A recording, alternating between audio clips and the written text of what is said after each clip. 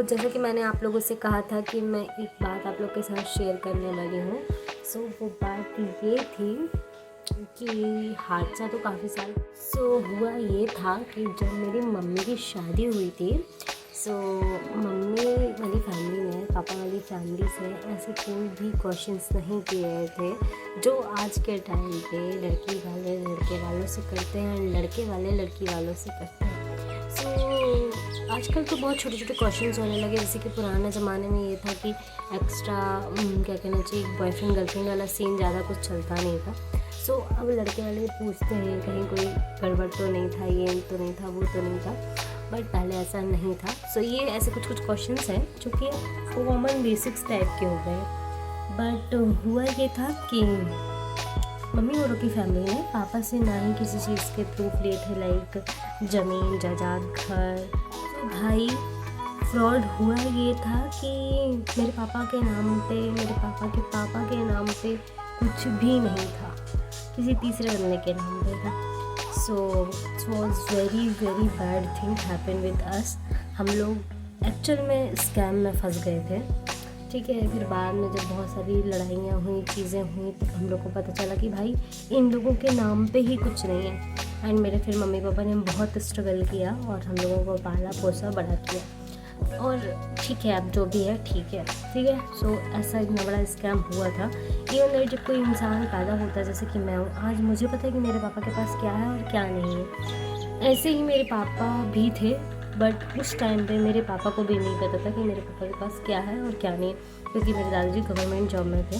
समझ में नहीं आता था, क्वार्टर्स चेंज होते रहते थे। पापा को लगा अच्छा ऐसा कुछ होगा करके, उतनी बुद्धि भी नहीं रही होगी उस टाइम पे, आई थिंक सो।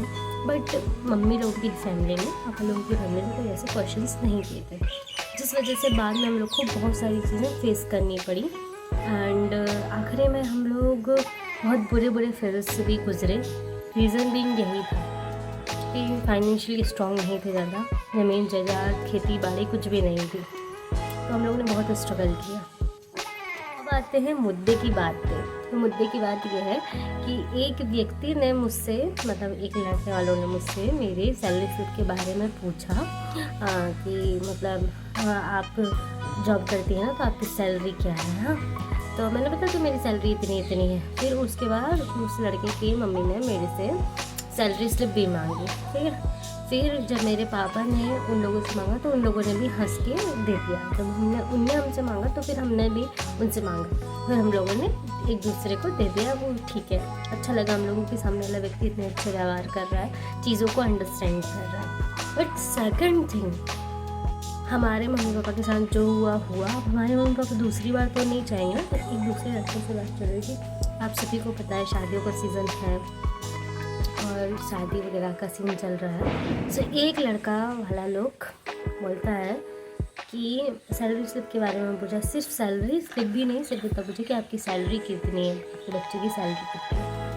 भाई लिटरली उसकी मम्मी क्या बोलती है, अच्छा तो आप लोग सैलरी देख के शादी करेंगे।